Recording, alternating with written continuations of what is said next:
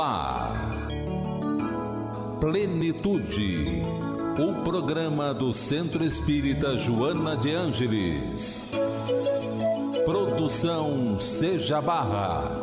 Apresentação Iraci Campos. E hoje nós estamos com um amigo muito querido, um amigo do coração, que vem bater um papo gostoso aqui conosco. Nós vamos falar do Jesus histórico. Nós vamos falar de lá daquela época. E você hoje vai se transportar conosco de volta ao passado. Nós estamos com um amigo querido, Listi Rangel. E ele vem falar sobre muitas coisas que talvez você se lembre. Já pensou?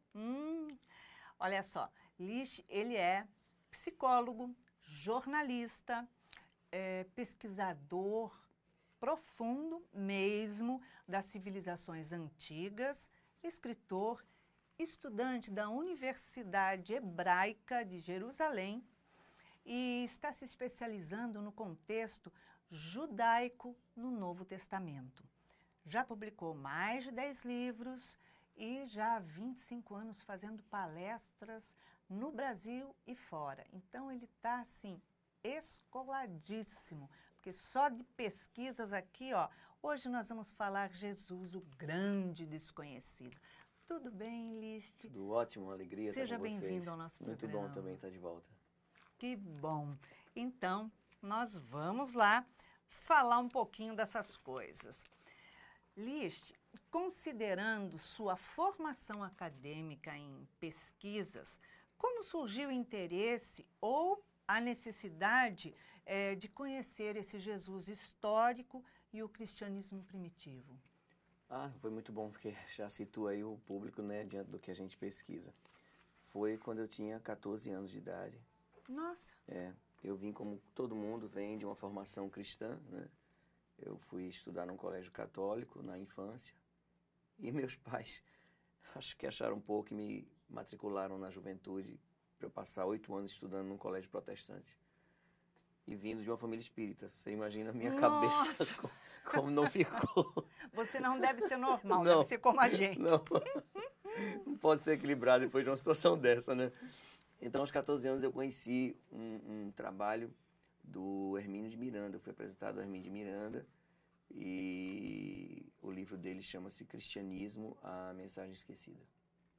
E eu nunca mais esqueci esse livro, onde ele, já na década de 70, resgatava autores do século 17, 18, 19, e ele criticava esses autores porque eles haviam passado tantos anos estudando Jesus, teólogos, e inclusive muitos deles chegaram à conclusão que Jesus não existia, depois de 40 anos de pesquisa, né? Teólogos, inclusive, teólogos se tornaram ateus também. Então eu fui atrás da bibliografia do Hermínio, já garoto. E aí eu descobri que naqueles anos todos de formação na escola católica e estudando num colégio protestante com aquela idade, eu costumava ler a Bíblia de uma forma estranha. Eu leio a Bíblia até hoje na horizontal, geralmente as pessoas leem na vertical. E aí foi que eu descobri mais tarde que é uma estratégia usada por antigos exegetas. Ou seja, por exemplo, você está lendo aqui Lucas. Aí Lucas vai te indicar que em João tem a mesma passagem, num capítulo tal, versículo tal. Aí o que a gente faz? A gente vira Lucas e vai lá ver João. Eu não fazia isso, eu pegava outra Bíblia, já que eu tinha ganho um monte de Bíblia. Aí botava João aqui, Lucas aqui. E aí foi quando eu comecei a perceber as diferenças. Eu disse, peraí, esse aqui tem mais, esse tem menos. Esse aqui acontece 3 vezes, esse acontece 1 vez. Olha! Aí eu fui cruzando as informações. E o Hermínio foi um grande motivador para eu, sabe, me dedicar às pesquisas em torno do Jesus histórico. Aí, para você ter ideia, e os amigos que estão em casa, somente no século XVIII foram publicados 62 mil textos sobre Jesus de Nazaré. Nossa! Hoje, Jesus ele é ponto de estudo nas maiores universidades do mundo. Caramba, que bacana! E digo mais, pessoas que não têm religião, muitas vezes, estão conseguindo compreender mais Jesus do que a gente que já carrega uma linha divisória de bandeira, né? Exatamente, porque nós estamos muito contaminados pelo Cristo da fé. Então, o nosso olhar, ele não é imparcial. E é aí, nesse ponto, que eu evoco Allan Kardec, quando ele fala de várias formas. Primeiro, a fé, ela precisa ser raciocinada. Fé mesmo só é aquela que encara a razão face a face em todas as épocas da humanidade. Muito bom. Em A Gênese, ele vai dizer que o Espiritismo anda de mãos dadas com o progresso. O que é o Espiritismo também, ele vai tocar nesse assunto de que o Espiritismo, ele, como ciência, jamais será ultrapassado. E no dia, voltando para a Gênese, no dia que a ciência revelar algo como verdade, o Espiritismo acolherá esse algo. Tá? Então, nós espíritas não podemos ficar à margem, fundamentalistas ao ponto de achar que toda verdade vem apenas dos médiuns e dos espíritos. Com certeza, vem Porque, de muitos lugares. exatamente, a humanidade não pode estar esperando pelos espíritas para progredir, não. Deus me livre. Seria uma ironia. Eu acho que vão começar a andar para trás daí. Exatamente. Então, veja, hoje Jesus, ele é muito pesquisado, aí já passou aquela fase de diminuir Jesus, aquela figurinha lá pequenininha, medíocre, não. Hoje já se sabe que Jesus é um divisor de águas, tá? Total, né? Jesus tem muito material para produzir, apesar de pouca coisa ter sobrevivido sobre ele. Ai, que dó. Entendeu? Mas ainda o pouco que ficou sobre ele, há muito que produzir. Então, foi por aí que eu iniciei. Foi por aí eu comecei com o Hermínio, depois fui lendo os livros que ele indicou. E são livros que você precisa entrar em contato, porque você vai ver, como você falou, você vai ver pessoas muito apaixonadas, e falar sobre alguém apaixonado é muito fácil, né? Você coloca até virtudes que a pessoa nem tem, né? É claro. Nossa Senhora, de falar, nossa, ai, a voz do fulano, é verdade. de quara rachada. E você também falar com ódio, você vai colocar coisas, atributos a uma pessoa que ela não tem. Então, o que é que acontece? No meio dessas pesquisas, você vai ter pesquisas patrocinadas por católicos, pesquisas patrocinadas por protestantes.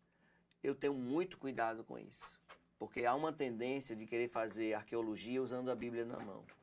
Há uma tendência de querer fazer história usando o Novo Testamento na mão. E hoje já se sabe que nenhum desses textos eles garantem segurança porque eles não são originais. Eles não são confiáveis. Foi mudando de acordo com o interesse da época. Perfeitamente. Então, o que é que eu procuro nas minhas linhas de pesquisa? Procuro uma linha em que eu possa ter autonomia, tá? Em que eu não fique preso a esta ou aquela instituição. Em que eu possa, inclusive, como já aconteceu, de eu mesmo financiar minhas pesquisas. Porque se eu vou entrar no financiamento de alguma pesquisa de alguém, ele vai querer que eu atenda a linha de pesquisa dele. Tá? E aí eu não vou andar sobre cabresto, tá? Então, é um terreno perigoso? Porque é um terreno onde muitas vezes você só tem esse metro quadrado aqui para pisar. Mas eu prefiro esse metro quadrado do que um terreno que não é nosso. É um terreno que foi construído para a manipulação das massas. Para a manipulação de consciências. Certo. Onde o Jesus desapareceu e o Cristo da fé veio à tona. Então, com o tempo, a gente começa a se desapaixonar do Cristo da fé e a gente começa a ser seduzido mais pelo homem de Nazaré. E aí ele é extremamente encantador. Eu tinha uma proposta de escrever só um livro pequenininho, fininho sobre ele, chamado Eu Sou Yeshua, que seria o nome dele em hebraico ou aramaico, Eu Sou Yeshua. Mas aí ele mesmo saiu convidando, sabe? Ele vem dizendo assim, vem cá, vem me descobrir. Vem me conhecer. Tem muito mais coisa que você não viu ainda. Muito mais coisa. É isso que ele fala. Exatamente. Então, para a gente chegar a esse ponto, eu vou confessar a você e aos seus seguidores do seu programa, olha, você passa por momentos de angústia, porque você vai questionar toda a sua crença, e nós estamos aqui nesse mundo para isso também, para rever aquele lugar do passado, onde a gente se acostumou a viver naquele lugar do passado, né? E aí a gente começa, portanto, a reavaliar. Quantas noites, ô Iraci, eu voltei depois de umas pesquisas em Roma para o hotel e chorei. Foram várias noites. Eu imagino. Porque estava desconstruindo. Eu venho de uma família espírita, eu nasci numa família espírita, mas a família da minha mãe... Não dói? A família da minha mãe é católica, né? Então você começa a descobrir, peraí, há quantos milênios eu não creio assim? Eu até brinco nas palestras, às vezes, olha, a gente ainda é tão cristão de religião, como Kardec diz, de forma e não de essência, que até quando a gente toma um susto, a gente revela que é cristão católico. Virgem Maria. Não é? Até aí. Então, no mínimo detalhe, você já revela que você é uma alma católica, está reencarnando como espírita pela primeira vez. Então, é natural que você vá ter os confrontos. Porque é do progresso. Com certeza. A construção, ela vem muitas vezes de uma desconstrução. Por isso se diz que reaprender é mais difícil do que aprender. Dói mais. É verdade. Porque você estava achando que aquilo tudo era a única verdade que existia. Né? Mas não. Aí você começa a descobrir que atrás daquele discurso tem a ideologia. Tem a ideologia de uma religião dominante. Para, inclusive, em nome dela, matar quem pensa diferente. Então, quando você vai repetir um discurso daquele que não pode ter vindo de um homem pacifista e que só oferecia amor, Diferente. é incongruente. Não bate, né? Nossa, e você pegou textos originais, você veio... Então, hoje já se sabe no meio acadêmico que evangelhos originais, eles não existem. Tá? Uhum. Nem em grego, nem em hebraico, nem em aramaico. Não existem. Esses evangelhos que hoje temos, eles são completamente manipulados, adulterados. Puxa. A Universidade de Princeton, ela tem um departamento dedicado ao estudo do Jesus histórico. A Universidade Bíblica ou Hebraica de Jerusalém, a Universidade Hebraica em Paris também, tá? A Universidade de Toronto, enfim, várias universidades no mundo, aqui mesmo na UFRJ, né, temos departamento, na UERJ também temos um departamento. Nós temos professores, doutores em cristianismo primitivo aqui no Brasil já. Temos especializações sobre Jesus de Nazaré nas universidades. É impressionante as pessoas defendendo tese. Eu, na época, já em jornalismo, eu levei... A minha defesa foi Jesus de Nazaré na área de jornalismo. Eu levei o Jesus para dentro da faculdade e ele foi... Ele recebeu 10 dos examinadores. O homem é maravilhoso. Deixa ele na frente que ele faz tudo. Então, assim, você colocar um conteúdo desse, destituído daquela crença piegas da religião, sabe? É você trazer o homem para uma nova possibilidade. Ser assim, nossa, não tem só essa janela para olhar o mundo. Tem outras janelas também que eu posso compreender quem é finalmente o homem Jesus de Nazaré. E depois, veja, como diz a Universidade de Princeton, eu estava falando, 32 anos eles se dedicaram a uma pesquisa, muito curiosa essa pesquisa. Depois de 32 anos, esses exegetas, biblistas, teólogos, eles chegaram à conclusão que menos de 10% do que está nos evangelhos é realmente de Jesus de Nazaré. Meu Deus do céu. Entre mensagens e fatos. Mais de 90% foi a construção da identidade do cristianismo através de outras etnias. Mitologias pagãs no Egito, mitologias pagãs na Pérsia, na Babilônia, mitologias entre os romanos, entre os gregos. A própria formação da identidade do cristianismo veio do judaísmo. Então você já tem, olha, você tem um grupo de adulteração já no nascimento. Porque Jesus não escreveu nada. Não. Os amigos que o acompanharam eram analfabetos. E cada um que conta de acordo perfeito, com a sua bagagem. Perfeito. Com o seu isso é tradição oral, sabe? Até nisso a gente descobre beleza quando a gente está estudando. Porque isso é da tradição oral. Por exemplo, a lenda do Saci Pererê, ela vai diferenciar em várias regiões do Brasil. É verdade. Porque ela vai sofrer a adequação da cultura. Então, por exemplo, o Jesus seguido no norte da África, já no primeiro século, é o Jesus diferente daquele Jesus seguido na Judéia. Já no primeiro século. Você vai ver grupos de cristãos, por exemplo. Você vai ver grupos de cristãos defendendo que Jesus, digamos, tinha um corpo fluídico, tinha um corpo divino. Os docetas foram perseguidos pela igreja. Aí você vai ver um grupo de cristãos chamado Ebionitas, eram judeus, que ele vai dizer assim, não, Jesus não era de fluido, não. Porque nós temos aqui uma tradição de pessoas que conheceram os familiares de Jesus, os pais de Jesus. Então não venha falar em corpo fluídico, não. Não venha falar que a gravidez de Maria foi divina, não. A gravidez dela foi normal, como todo casal judeu passa por um processo de matrimônio e de ter filhos. Então esse grupo Ebionitas ameaçou também a igreja. Então a igreja tratou logo de sufocá-los, porque diz assim, esse pessoal sabe de onde é que vem o homem. E vai derrubar o nosso corpo dogmático, vai estar aqui. As escrituras que nós escolhemos, por exemplo, o João, ele é unigênito, ele é o único filho de Deus. Né? Em Mateus e em Lucas, ele nasce como obra e graça por obra do Espírito Santo. José é um pai adotivo.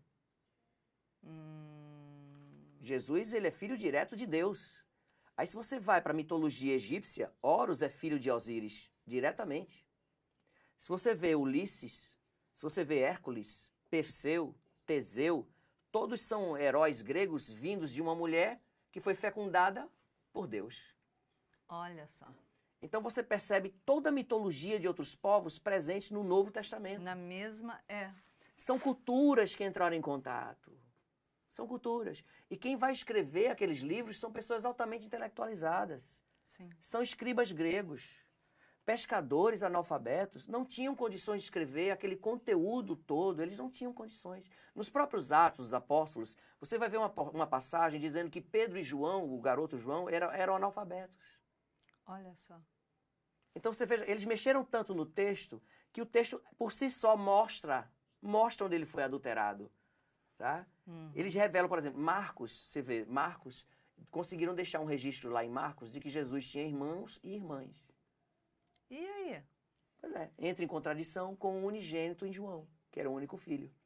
Mas aí um evangelho apócrifo vem dizer, o apócrifo quer dizer secreto, né?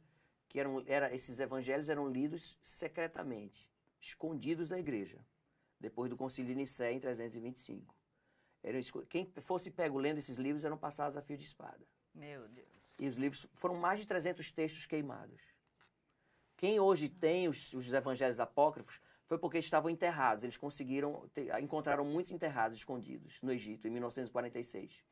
Então, dentro desse pensamento, dessa prerrogativa, você vai ter ali um evangelho apócrifo dizendo que José era viúvo, que trouxe vários filhos de um casamento anterior e que Maria só teve um filho com ele. Aí a igreja não aceita o que está no apócrifo, mas como isso, entendeu? Mas como isso defende Maria e a situação dela, divina, aí diz, não, os filhos não eram dele com ela não, os filhos José já trouxe viúvo. Quer dizer, é como se assim, eu vou consultar a Iraci só quando me interessar. Na hora que abalar, na hora que Iraci disser alguma coisa que mexe com o que eu creio, ela está fora. Como, por exemplo, nos evangelhos não tem os nomes dos pais de Maria. Nos evangelhos você não encontra. Essa é uma informação apócrifa, está num texto apócrifo. É um texto que diz que o pai e a mãe dela chamavam-se Joaquim e Ana. Acho que era um casal de português, porque Joaquim e Ana em Israel é complicado. É isso que eu estava pensando agora. Então, o que é que eles fizeram? Para Jesus ser filho de uma mulher que foi fecundada por Deus, ela não pode ser uma mulher qualquer. Não. Então, no Evangelho Apócrifo de Tiago, proto-evangelho de Tiago, vai dizer que Maria foi concebida por Dona Ana e Dona Ana engravidou de Maria quando seu Joaquim estava fora de casa. Ige, complicou. Já teve... Isso é para mostrar que ela veio de um nascimento em que não teve a participação de um homem. Mas isso naquela época como? Hoje em dia já dá confusão? Nossa, aquela época, Você então... imagina uma garota de 14 para 15 anos, que é como os historiadores calculam mais ou menos a idade de Maria deveria ter quando estava grávida, uma jovem, porque logo depois da menstruação... Menina, né? Logo depois da menstruação você já era prometida a casamento, tá? Aí o que é que aconteceu? Quem é o pai dessa criança? Você está grávida? Tô. Quem é o pai dessa criança? É Deus. Como assim? Judeu vai acreditar que Jeová fecundou uma mulher? Se uma mulher for pega em adultério, era apedrejada, você imagina uma mulher, uma menina nova, grávida, que ia falar... sem saber que o... Entendeu? Quem é o pai? Quem é o pai? Diga quem é o pai? Não sei, foi num sonho. Eu já amanheci grávida. Que história é essa? Isso não cabe na cabeça de ninguém. Isso é mito.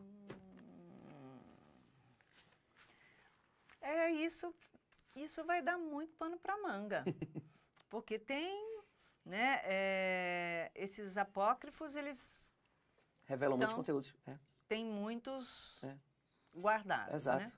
Lixe, a ausência de conteúdos biográficos e os registros históricos certamente trouxe uma dificuldade muito grande para todas essas pesquisas que você tem feito e muita gente também. Conta para a gente um pouquinho sobre esse caminho que você percorreu e como é que você aprofundou nesses conhecimentos. Ótimo. Então, como eu já vinha de uma tradição de ter acesso à Bíblia, ficou algo mais acessível, não é estranho para mim, porque, veja, desde criança era uma angústia muito forte. Como é que um homem com uma mensagem tão inovadora, tão revolucionária, todo mundo já deve ter tido essa angústia, assim, como é que ele teve um fim desse? Como é que praticam tanta crueldade com um ser humano desse, né? Então, aquilo me angustiava muito. Jesus, ele sempre voltou de uma forma muito humana na minha mente, sabe? Uhum. Então, a partir do momento em que a gente começou a entrar em contato com sítios arqueológicos, com universidades que desenvolvem pesquisas sobre o Jesus histórico, então, o que é que aconteceu? Nós passamos a receber informações de núcleos acadêmicos, de documentos, de como essas pesquisas são feitas, como é que se chega à conclusão do que é seguro e do que não é seguro, já que muita gente estava produzindo muitos textos, né? Os copistas não paravam de produzir textos. Hoje já se sabe, por exemplo, já está comprovado que as cartas de Paulo, por exemplo, foram mexidas.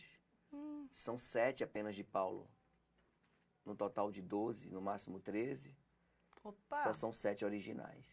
As demais estão todas mexidas, alguém escreveu com o nome de Paulo. Porque eles encontram contradições. Por exemplo, Paulo a favor da mulher e depois Paulo machista contra a mulher. Como é que pode isso? Exato.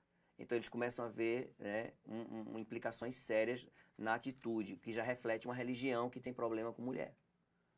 Uma Sim. religião que já, entendeu, que está preocupado com quem vai herdar das mulheres dos papas, dos bispos, filhos dos papas. Então o celibato vai ter essa função aí dentro da igreja para coibir essa transmutação de herança, né? Você está a serviço da igreja, você não está a serviço da sua família. Então tem muito disso, sabe? De mexer em textos para trazer à tona questões dogmáticas. Então eles fizeram muito isso. E List, o pessoal pode estar se perguntando, qual é a segurança então desses textos? Como é que eles fazem? É muito curioso isso. Eles usam a mesma metodologia de Allan Kardec, de controle universal. É incrível Kardec como ele é um cientista nato, né? Tanto é que na introdução do Evangelho ele vai admitir que a vida de Jesus está dividida em 5 partes, só que a que é mais segura no momento é a moral. Ele admite que nas outras 4 foram mexidas. Ai, meu Deus. Nas obras póstumas tem uma pergunta de Kardec feita ao espírito Erasto, porque na época que ele está vivendo lança um livro chamado Vida de Jesus. É um livro de um teólogo francês chamado Ernest Renan, e esse livro abala a sociedade europeia, porque é um teólogo escrevendo sobre Jesus de uma forma muito humana e cheia de conflitos. O teólogo fica louco. O Ernest Renan é dele aquela frase assim, diz assim, Jesus é tão extraordinário que ele viu a história da humanidade em 2 períodos, antes dele e depois dele. Essa frase é de Renan. Mas também tem outras frases de Renan que ninguém sabe, que mostra que ele tá completamente pirado quando ele vai estudar Jesus. Por quê? Chega uma hora, Iracia, o pessoal que está em casa vendo, em que Jesus e o Cristo da fé eles se afastam. Entendi. Entendeu? Porque um foi servir à religião dominadora e manipuladora de massas. E o outro não, o outro fizeram questão que ele apagasse com o tempo. É por isso que Kardec vai dizer na Gênesis, no capítulo 1, que o Espiritismo resgata o cristianismo em sua essência. Ah, certo. Não é o cristianismo formatado como religião, mas é a religiosidade. Que é o que é deixado para trás hoje. Perfeitamente. São sentimentos de amor ao próximo, de tolerância, de respeito, de perdão, de aceitar o outro com as suas diferenças. É a essência. Então, vejamos, o Kardec questiona que essa obra está causando a maior confusão na França. Do mesmo jeito que o Dan Brown lançou com o Código da Vinci, aquela confusão toda, então o Ernest Renan também. E a resposta do Espírito Erasto é fascinante. Porque o Renan, ele apresenta um Jesus, muitas vezes, que ele está apaixonado. Mas daqui a pouco ele diz assim, o Jesus era filho de um camponês, vivia cercado de gente miserável, gente do povo. Nossa. Ele ama e ora, ele ele joga, abomina, porque ele está sem entender. Porque ele vem de uma tradição de estudar Cristo. Estudar Cristo é o suprassumo. O Cristo pode tudo. O Cristo, para o cristianismo, é quem vai converter a humanidade toda ao cristianismo. Sim. A proposta do cristianismo é essa. É converter a humanidade toda em cristã. Desrespeitando a religiosidade de outras pessoas, invadindo territórios, como sempre fez. Até mesmo o bondoso e caridoso, humilde Papa João Paulo II, que a gente tem tanto respeito a ele, é uma pessoa realmente diferenciada, mas ele chegou a lançar uma encíclica sobre ecumenismo, em que ele fala isso.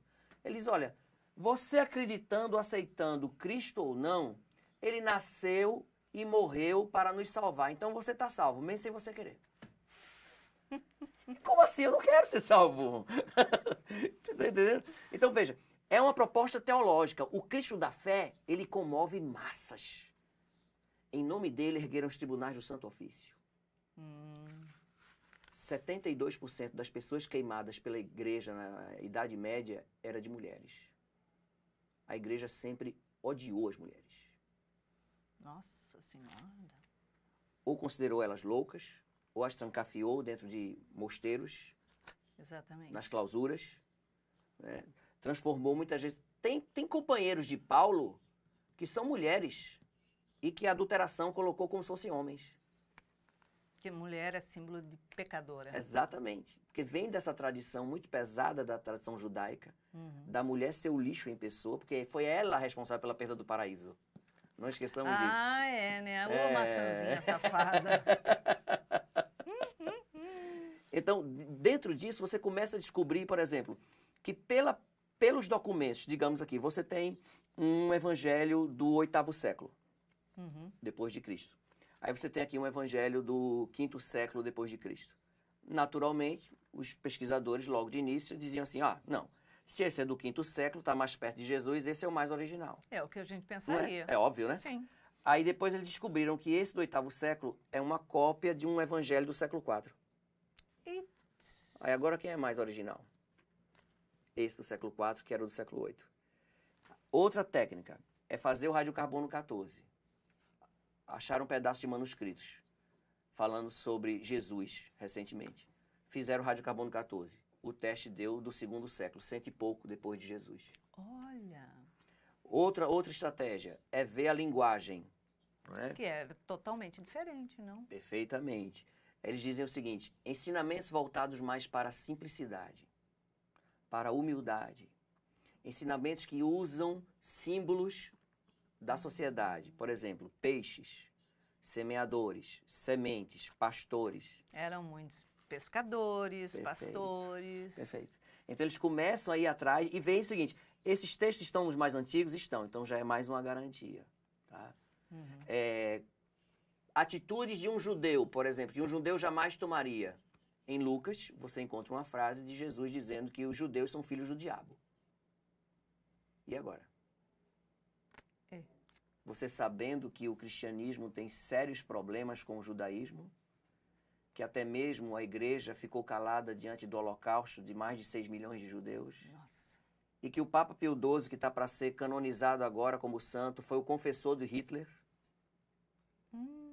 que ficou calado diante do holocausto. Então você começa a perceber que tem uma ideologia do discurso por trás disso, Iraci. Tem. Onde até hoje, né, o povo de Israel é visto de uma forma como se fosse o responsável pela morte de Jesus de Nazaré. Tanto é que você vai encontrar as cartas adulteradas de Paulo, ele colocando culpa nos judeus. Ele não coloca a culpa nos romanos. São cartas mexidas, porque a igreja vai se sedimentar em Roma. Ela vai se descaracterizar completamente daquele grupo de pescadores simples lá em Roma. E vai ganhar um corpo oficializado. Luxuria. Exatamente. Então, como eu vou falar que é contra romano? Não, romanos são nossos amigos, os culpados foram os judeus. Então, são frases, muitas vezes, destituídas logo do bom senso, em que você se depara, por exemplo, em João Evangelista, quando Jesus teria dito, eu e o Pai somos um. Você vai encontrar essa frase na mitologia egípcia pronunciada por Horus, há 5.000 anos antes de Jesus. quem vê a mim, vê a Osíris.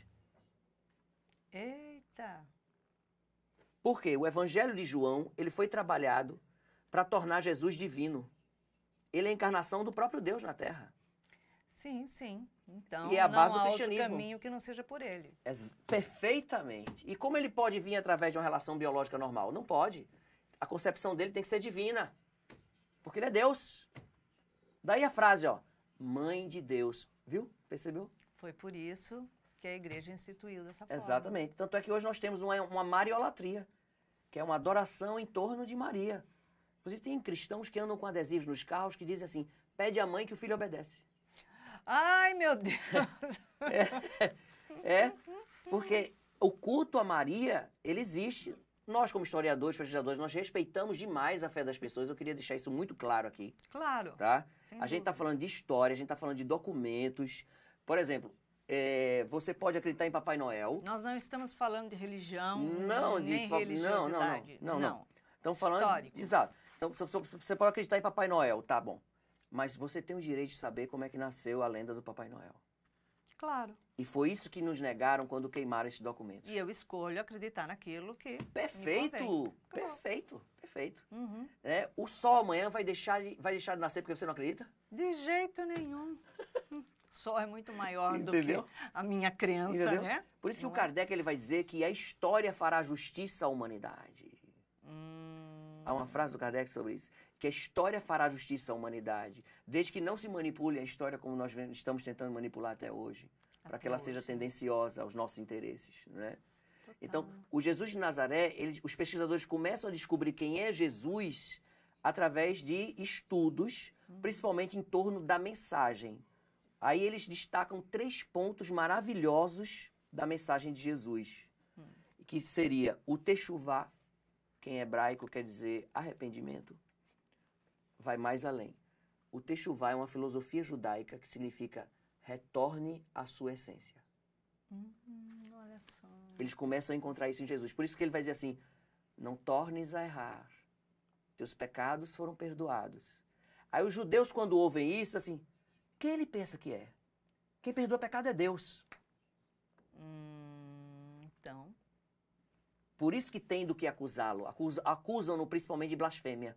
Porque ele está blasfemando quando ele tem autoridade de perdoar alguém. Não, quem perdoa é Deus. Aí acusam ele de blasfêmia, porque não tem nada para acusar Jesus. não tem Eles ficam nada procurando, catando, mesmo. inclusive... O tempo inteiro. Exato. Inclusive, pelo procedimento judaico da época, Jesus deveria ter 2 testemunhas a favor dele. Cadê elas? E deveria falar. Exatamente. Ninguém poderia ser condenado à morte daquele jeito como ele foi. E Pôncio diz, né? Não vejo mal algum nesse homem. Por que Mas quereis matá-lo? lava as mãos, então leve... Como É. isso? Aí outra frase também que colocaram no Evangelho de Lucas. Deixai que o sangue desse justo caia sobre nós e as gerações futuras. Olha aí. A jogada política colocando na boca do evangelista o que ele não escreveu. Porque hoje, quando a gente fala de evangelho, queria que os nossos telespectadores, né, os nossos seguidores do programa prestassem bem atenção nisso. A gente não fala em um evangelho escrito por uma pessoa apenas. Não, claro. Né? Tem muito. Várias mãos mexeram Pra naqueles poder- textos para poder sedimentar uma ordem religiosa. Aí o que foi que aconteceu com isso? Hoje a gente segue muito mais um Cristo da fé, morto, ensanguentado, preso na madeira, sem poder nos abraçar. Eu evoco muito um trecho da música do Cazuza, quando ele diz: estranho o teu Cristo rio, que olhar tão longe além, com os braços sempre abertos, mas sem proteger ninguém. Nossa, muito lindo, né? Não é? Porque são braços da crucificação, ele não pode nos acolher. A Joana, no livro Jesus e Atualidade, ela vai pedir para desmortificar Jesus. Desmortificar Jesus é retirá-lo da cruz. Porque enquanto ele estiver na cruz, essa exaltação que às vezes eu percebo, até no movimento espírita, de exaltação da paixão de Cristo, o que é isso senão um condicionamento, um retorno ao passado, onde se evoca o sofrimento como veículo de salvação da terra. E aquela mensagem de uma fé conformista, de que aceite, porque é a vontade de Deus. Cristo sofreu mais do que todos nós, então imagina o que nos espera. Então, quer dizer, se o pai, então, nessas alturas, é do temor Ele castiga, então, ele castigou Jesus? Perfeitamente, perfeitamente. Jesus estava pagando o quê? Exato. Essa é uma das ideologias do discurso do cristianismo. E a gente repete, às vezes, em tribuna. A gente comemora a paixão de Cristo e não percebe que a gente está fazendo exaltação ao sofrimento. Né? E no nosso movimento a gente já vê muito isso. Né? Ah, hoje eu estou melhor do que eu mereço. Como assim? Então o que você acha que você merece? Não, eu vim de um lugar muito ruim, eu merecia estar muito pior. Olha a crença. Nem sabe de onde veio. Não sabe. Às vezes você está no mesmo buraco, já tem tanto tempo. É verdade. Repetindo aquele padrão, repetindo. Então, a busca pelo Jesus histórico não leva a gente a desrespeitar a crença de ninguém, tá? Sim. Não leva a gente a descrer ou ser mais ou menos espírita, isso aqui não está em questão. A gente está falando aqui de ciência e o espiritismo, como ciência, caminha ao lado da ciência. E pela mesma metodologia. Sim. Mas, Liz, e se entrar em choque com alguma mensagem de algum espírito? Calma lá. Kardec disse o quê? Os espíritos guardam as suas opiniões pessoais e as suas crenças. Então, eles revelam aquilo que eles conseguem alcançar. Porque a outra parte não é de Deus. É opinião própria. Foi por isso que ele disse, vai mudar a opinião, mas os princípios não mudam, porque os princípios são universais. Não tem como, né? Então, dentro desses princípios da mensagem de Jesus, como eu estava falando, tem o Techuvá, que é o retorno às luzes. Retorne à sua essência, né? Arrependei-vos, como diria João Batista. Arrependei-vos, porque o machado está posto à árvore. E dia virá que a árvore será arrancada e lançada ao fogo da geena. A geena era um local fora de Jerusalém, que era um local amaldiçoado para os judeus. Porque os cananeus ali construíram uma fornalha e sacrificavam crianças aos deuses pagãos. Então aquele local até hoje existe, ficou amaldiçoado aquele local da geena. Com a adulteração dos evangelhos, geena tomou o lugar de inferno. Porque é um lugar que tem fogo. É o inferno pagão que foi trazido para dentro do cristianismo. Aí se apropriaram do termo geena, que tinha o inferno. É por isso que você começa a entender melhor assim, porque lá fora há choro e ranger de dentes. É na geena, fora de Jerusalém. Onde tinha aquela dor. Exato, as crianças eram sacrificadas. E os judeus na época diziam que era um local tão amaldiçoado que até hoje, mesmo com o fogo apagado, se ouvia ainda as crianças chorando e rangendo. Ai, meu Deus. Ou seja, ficou um local marcado pela espiritualidade, pelo sofrimento. Com certeza. Como todo qualquer outro fica marcado. Às vezes até um acidente numa certa rodovia, fica marcada aquela energia ali. Fica. Então, porque a forma, a pensamento também, ela fica impregnada. Então, veja, aí você começa a entender que Jesus estava falando de um local físico. Lá fora, há ranger de dentes, há prantos, há choro. Mas para você entender essa passagem, eu não posso me aplicar somente a traduzi-la. Eu tenho que compreender o contexto histórico em que o homem falou. Aquela parábola dos trabalhadores da última hora. Os pesquisadores já sabem que ela é de Jesus. Ela é original. Ai, que bom. Por quê? Porque naquele momento, ela revela todo o contexto histórico de pessoas na época que não tinham de trabalhar e ficavam na praça esperando serem convidadas. Ela reflete todo um contexto do século I. Uma outra coisa também que eles estão descobrindo, além do arrependimento, é que o outro pedra de toque de Jesus é a emuná. Emuná é a fé incondicional em Deus. É a fé inabalável. É a fé sem troca. É a fé sem comércio. É aquela, sabe, que não se vende em 10 vezes no cartão de crédito. Ele não está falando daquela fé, não. Ele está falando de uma fé que não tem condições, não tem negociatas com ela. Seria a emuná. Até mesmo os fios de vossa cabeça estão todos contados. Nossa, é forte, né? Se sendo maus como sois, sabeis dar boas coisas aos vossos filhos, imagine o vosso Pai que está nos céus. Qual é o filho que, sentindo fome, pede um pão e o pai lhe dá uma pedra? Isso é um emuná, entende? Eles começam a resgatar o que nós, que nos dizemos cristãos, já deveríamos estar vivendo. Minha mãe falava isso sempre, sempre. Qual o pai que dá uma pedra quando o filho pede um pão? Ela falava a vida inteira. Acho que era o que ela mais falava, a frase dela. Pedi e obtereis, buscai e achareis, batei a porta se vos abrirá. e sem emuná judaica. Jesus era judeu, Jesus não era cristão. É isso que eu falo. Cristo não era cristão. Como é que a gente está defendendo que o cristianismo é a salvação para a humanidade? Se ele nem cristão era. Porque ele era o Cristo. Entendeu que tem uma ideologia do discurso por trás disso? Uhum. Porque no céu só vai entrar quem for convertido a ele. Então no céu é muito monótono, porque só tem cristão, todo mundo pensa, reza, canta da mesma forma. E onde é que estão os judeus? Onde é que estão os budistas, os hinduístas? Onde é que estão outras pessoas que elas não têm direito a descobrir um caminho de espiritualização? Elas estão erradas e só nós cristãos estamos certos. Entende que é muito perigoso esse jogo? É. Porque em nome dessa verdade foi que inclusive criaram as cruzadas contra os mouros. Eles representam o mal. E agora, o imperialismo norte-americano contra o eixo do mal? Quem é o eixo do mal? Como assim? Lembra do George Bush? Da onde veio esse eixo que não estava aí, brotou, exato, né? É. Então a gente não aceita outra cultura, a gente quer realmente invadir outra cultura, quer colocar a supremacia da nossa cultura. Exato, exatamente. Aí o terceiro ponto que eles estão descobrindo sobre Jesus é muito curioso.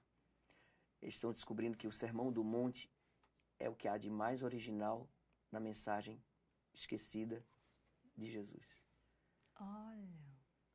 A evocação do Sermão do Monte é o que há de mais belo dentro do que pode ser ainda muito próximo ao que Jesus deve ter dito. Aí você vê mais de 80% do Evangelho segundo o Espiritismo está pautado no Sermão do Monte. Exatamente, é. Não foi à toa É o mais longo. Exato. Por isso Kardec disse, eu vou pegar os princípios morais. Porque se você pegar, ora por aquele que te persegue. Né? Retribui o mal com o bem. É difícil, né, Ola? Perdoa os teus inimigos. Né? Se você pegar essas regras e colocar em qualquer sociedade, Iraci, a sociedade avança moralmente. Não importa quem as tenha dito.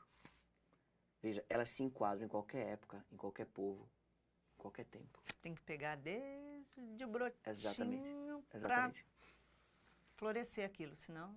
E quem que vai fazer isso?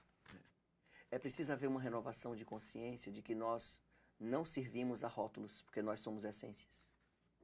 Nós somos uma essência, geradora de mais essência. É por isso que o amor, ele é um grande multiplicador de efeitos positivos e saudáveis na sociedade.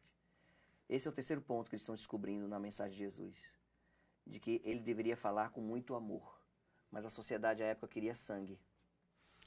Ah, é, com certeza. Queria ódio. Porque era pedrejado. Isso. Enfim, exato. Né? Passa... O domínio romano, as injunções sociais, as altas cobranças de impostos, as mocinhas ainda virgens sendo levadas para as orgias sexuais romanas como escravas. Nossa. Os homens foragidos nas cavernas da Samaria, que existem até hoje essas cavernas na Samaria.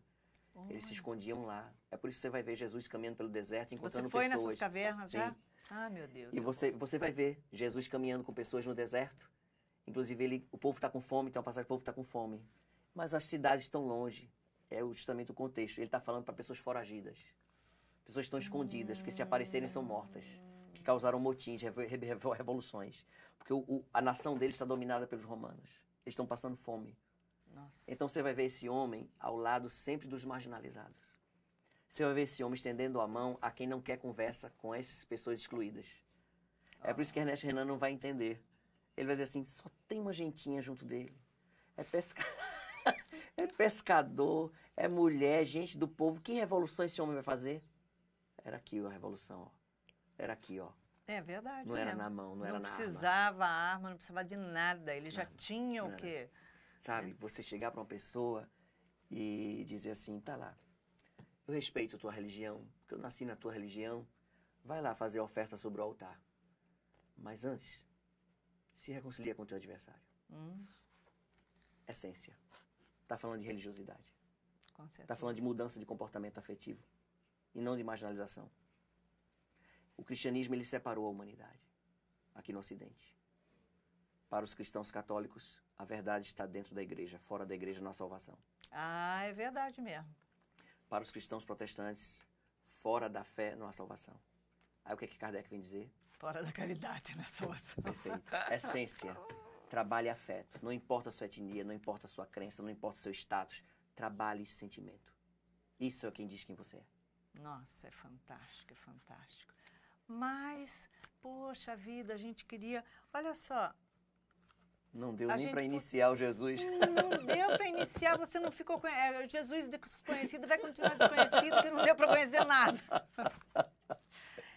Que peninha. Chegamos ao final de mais um Plenitude. E hoje ele vai deixar uma mensagem de Jesus para você. Não é psicológica. Pois é. Mas será que Jesus não era quem veio trazer essa psicologia? Verdade. Fala, então. Não andeis preocupados com o dia de amanhã, né? Nem com o que hás de vestir, nem com o que hás de comer, porque o dia de hoje já basta. Se você olhar, é um existencialista nato. Ele está dizendo, olha, o teu amanhã vai depender do teu hoje. Exato. Então, cuida do teu agora. Olha para dentro de você. Né? Como é viver com tanta mágoa assim? Como é viver com tanto rancor? Como deve ser conviver com você mesmo? Então ele vem tocar no sentimento. Até hoje ele busca tocar nos sentimentos. Eu costumo sempre dizer, Jesus talvez ainda esteja nas áreas encostas da Judéia, esperando para que nós possamos procurá-lo, na sua simplicidade. Nossa, num homem profundamente transformador, que ele sempre foi. Como diz a Joana, quem cruzou o seu caminho não é mais o mesmo. E realmente é. O poder magnetismo desse homem é profundamente transformador. Até hoje. O poder magnético dele é renovador. Então, assim, quanto mais você se aproximar de Jesus, mais você vai se afastar do Cristo das massas. Porque muito se foi feito em nome do Cristo e pouco nós avançamos. Jesus ainda espera por cada um de nós nesse processo de transformação do contato com a nossa realidade íntima e profunda. É isso aí. Obrigado. Celeste, muito obrigado. Assim, de coração, maravilhoso. E chegamos ao final de mais um Plenitude com o nosso convidado querido, Listi Rangel. E para que você tenha uma semana linda, maravilhosa e de muita paz, deixamos aqui um beijinho cor-de-rosa. Plenitude. Produção Seja Barra. Plenitude.